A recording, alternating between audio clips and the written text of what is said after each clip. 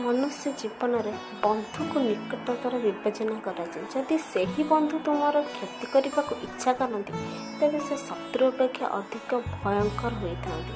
एभली परिस्थिति रे आचार्य चाणक्य नीतिशास्त्र में प्रकृत बंधु संपर्क उल्लेख कर चाणक्य कहते जे सामना रे प्रशंसा एवं पछरे निंदा करुथिबा बंधु को भूली जावा उचित। एहीपरि बंधु मैंने सामना रे मधुर कथा कहती एवं खुशी करने को चेष्टा करती। मात्र एपरी बंधु मैंने सुजोग पाइबा मात्र क्षति करती। से शत्रु अपेक्षा अधिक भयंकर अटंती। अधिक अंध भाव जड़े बंधु को विश्वास करने ठीक नुहे।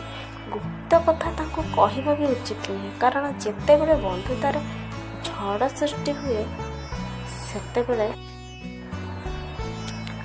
एहीपरि बंधु मैंने तुम रहस्य अन्य मन को कही पारती। बंधुतार सर्वदा आदर करने उचित। एपरि न करने द्वारा संपर्क खराब होबार आशंका थाए। गरीबंकर कौन बंधु ना तो धनी मानकर चारि पाखरे बंधुंकर भीड़ थाए।